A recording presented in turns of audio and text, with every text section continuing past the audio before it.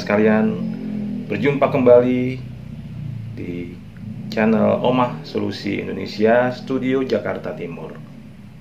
Salam sejahtera untuk rekan-rekanku sekalian dimanapun kalian berada saat ini.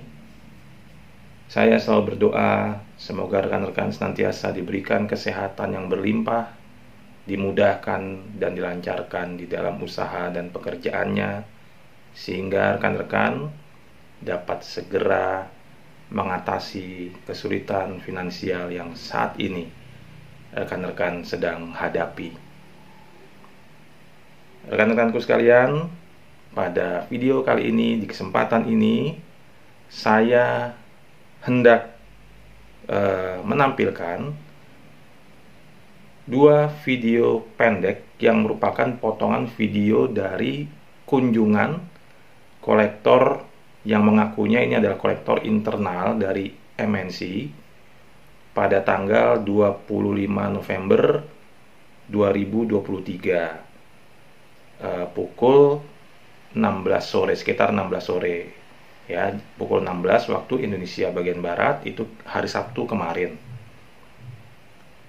Seperti biasa, kunjungannya selalu diawali dengan protap OSI, dan ini juga perlu dan harus teman-teman ingat, selalu minta pertama ID card, lalu kedua surat tugas ya. Dan jangan lupa cermati kesamaan antara ID card dan surat tugas, nama yang tercantum di dalamnya. Untuk surat tugas, perhatikan coverage area penagihan si kolektor ini dan juga tanggal berlakunya surat tugas tersebut. Karena sering terjadi ya, dari informasi yang diberikan oleh klien-klien saya, itu seringkali kolektor itu malas mencari atau mungkin mengupdate atau memprint ya, sehingga yang dia bawa masih surat tugas yang sudah kadaluarsa. Dan karena si debitur ini tidak mencermati, ya sudah, seringkali akhirnya si kolektor ini bebas melakukan penagihan. Padahal apabila surat tugas itu sudah kadaluarsa, rekan debitur bisa menyuruh si kolektor itu pulang dulu, ambil surat tugas yang baru ya. Artinya apa?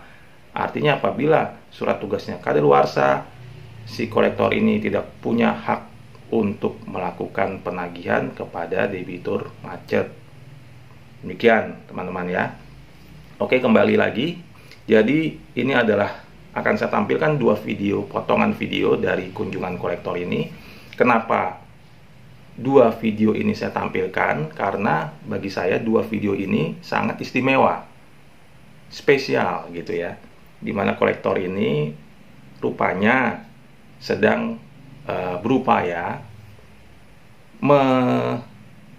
menakut-nakuti mungkin ya, mengintimidasi dengan membawa-bawa pihak eksternal atau mungkin yang biasa kita sebut pihak ketiga dari pihak Bank MNC, di mana digambarkan pihak ketiganya MNC ini adalah pihak yang tidak akan mengikuti SOP yang berlaku, tidak segan-segan melakukan kekerasan dan dalam tanda kutip bermain gila gitu ya.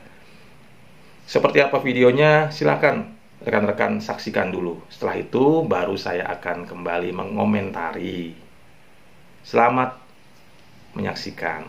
Tapi saya nggak tahu ya, nggak tahu bos, kalau iya, kalau menyangga ini kita lempar ke eksternal. Nggak masalah, eksternal nggak masalah. Asal sesuai SOP-nya kan saya nggak masalah. Orang eksternal itu mereka itu nggak mau tahu bos. Oh, masa beda karakter bos. Nah, justru saya seneng yang kayak gitu-gitu. Saya seneng. Makanya mereka lebih senang juga kalau dapat konsumen kayak gini. Benar, saya seneng. Oh, konsumen lebih keras, mereka lebih keras. Enggak, saya nggak keras-kerasan. Konsumen lebih gila, mereka lebih gila. Saya intinya saya ngadepin mandiri segala macam, saya nggak ada keras-keras. Mereka keras silakan. Justru seneng. Mau datengin satu kompi mobil, justru saya seneng. Saya sih nggak akan keras, santai aja. Ngapain keras-kerasan, hari gini masih keras-kerasan? Nggak ada zamannya bos.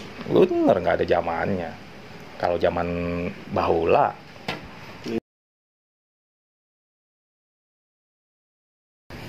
Udah, tenang aja, pasti saya bayar kok suatu saat nanti. Tapi situ megangnya nggak selalu situ pegang sih ya? Terus.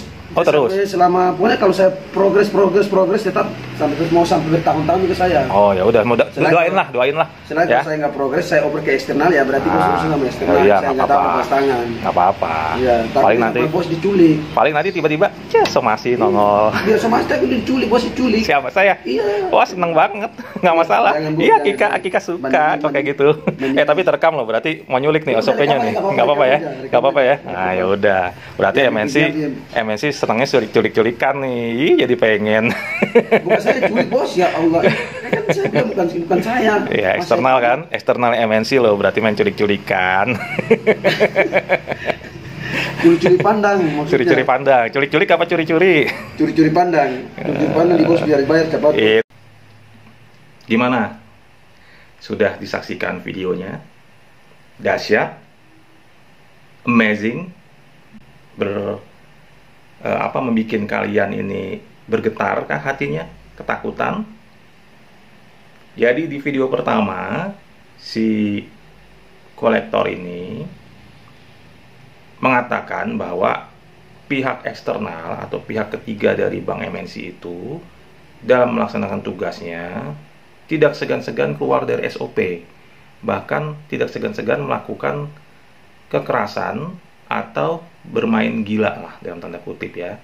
Lalu di video kedua seperti terdengar dari ucapannya bahwa bisa-bisa debitur macet itu diculik oleh eksternal dari Bank MNC.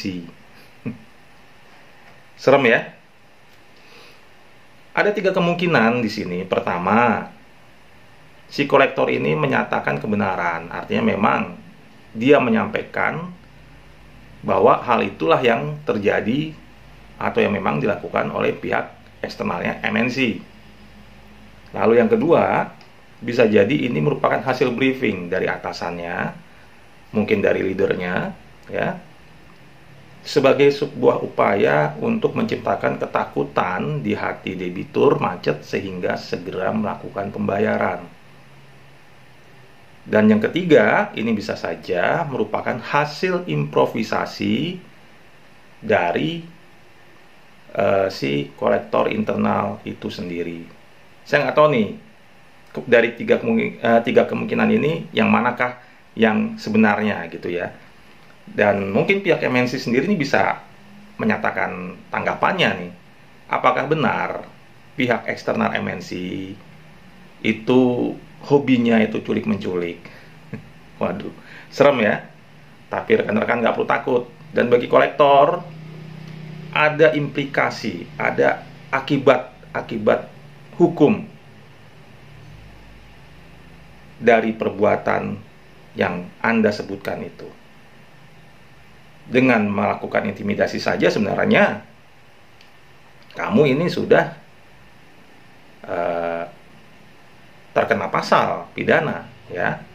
Apalagi kalau ternyata tindakan penculikan itu benar-benar terjadi kepada debitur, ini sudah sangat-sangat jelas pidana. Pasal 328 dan 333 KUHP, di mana hukumannya antara 8 sampai 12 tahun. Tidak main-main ya. Hukuman penjaranya antara 8 sampai 12 tahun. Pertanyaannya, apakah kamu kolektor siap menjalani hidupmu 8 sampai 12 tahun di penjara hanya karena kamu ingin mengejar komisi, atau hanya karena kamu ingin terlihat berbakti kepada perusahaanmu? Dan kalau perusahaanmu tahu kamu melakukan pelanggaran dan nyata-nyata itu sebuah tindak pidana, apakah mereka pasti membela kamu? Jadi berhati-hatilah kolektor kamu dalam bertindak, demikian juga dalam berucap. Jangan sampai apa yang kamu ucapkan itu justru bisa menjadi lawanmu. Ya. Jadi ini penculikan ini, saya nggak tahu ini apakah benar atau tidak. Tapi yang pasti, dan supaya seluruh masyarakat di Negara Kesatuan Republik Indonesia ini tahu, saya menunggu nih, kalau memang pihak eksternalnya dari Bank MNC itu hobi melakukan penculikan, saya pengen tahu sedahsyat apa, seseram apa mereka ya dalam melakukan upaya-upaya tersebut. Kalau memang mau menculik, silahkan. Saya pengen tahu. Dan biar sekalian warga, masyarakat, Negara Kesatuan Republik Indonesia ini bisa tahu. Beginilah wajah-wajah penagihan di dalam Bank MNC. Ingat, kolektor, kamu ini bekerja membawa sebuah nama institusi besar perbankan. Ada marwah, ada nama baik yang harus kamu jaga, ya. Nama baik sebuah institusi yang mungkin dibangun bukan hanya sehari dua hari, bukan hanya sebulan dua bulan, setahun dua tahun, tapi belasan hingga puluhan tahun. Dan jangan sampai itu tercoreng-moreng hanya karena ucapan-ucapanmu hasil improvisasi. Ya, jangan sampai kebiasaan-kebiasaan itu pada akhirnya menjadi sebuah presenden atau pandangan negatif masyarakat bagi institusimu. Dan bagi rekan-rekanku sekalian, saya tegaskan, jangan takut dan gentar hatimu.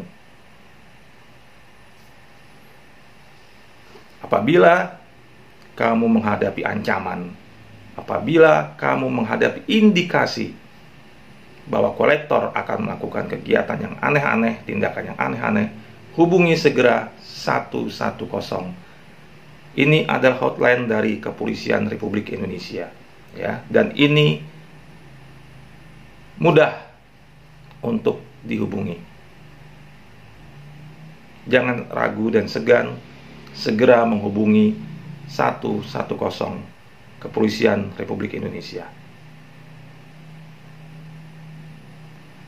Dan bagi rekan-rekanku yang saat ini hatinya mungkin sedang merasa gundah gulana, sedang stres, sedang depresi, karena mungkin terbebani memikirkan tunggakan kartu kreditnya, sementara keadaan ekonomimu, keadaan finansialmu sedang carut marut.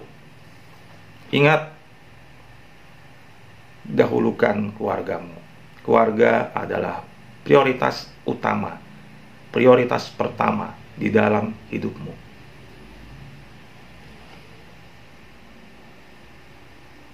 Jika kamu memang membutuhkan teman, support, atau sekedar sharing, silahkan hubungi kami Omah Solusi Indonesia. Hubungi saya di nomor WA yang ada di layar itu. Dan nanti rekan-rekan bisa juga bergabung dengan grup tele dari Omah Solusi Indonesia, di mana di situ banyak member-member dari Omah Solusi dengan permasalahan yang sama. Kita saling menguatkan, kita saling berbagi, dan kita sama-sama berusaha untuk keluar dari kesulitan finansial yang saat ini kita hadapi, dan pada akhirnya nanti kita bisa melunasi segala hutang-hutang kita. Itu adalah tujuan akhir, tujuan yang hendak dicapai, tentunya oleh rekan-rekan yang saat ini sedang mengalami tunggakan, entah itu di kartu kredit, entah itu di KTA. Silakan bergabung dengan Omah Solusi Indonesia. Semua yang kami lakukan adalah gratis, tidak berbayar. Semata-mata kami ingin membantu, semata-mata kami ingin menguatkan rekan-rekan, mengedukasi supaya rekan-rekan tidak lagi hidup dalam ketakutan, tidak lagi rusak hubunganmu, entah itu dengan keluargamu, anak, istrimu, orang tuamu, mertuamu, bahkan dengan rekan-rekanmu, sahabatmu, lingkungan pekerjaanmu, supaya rekan-rekan bisa hidup normal, bisa tetap berusaha dan bekerja dengan produktif, yang pada akhirnya tujuan akhir adalah melunasi segala tunggakan hutang itu bisa segera terwujud. Syaratnya satu, rekan-rekan. Bila rekan-rekan ingin bergabung dengan Omah Solusi Indonesia, rekan-rekan harus memiliki niat untuk membayar. Karena Omah Solusi Indonesia tidak pernah mengajarkan untuk tidak membayar hutang. Bagaimanapun, hutang itu harus dibayar.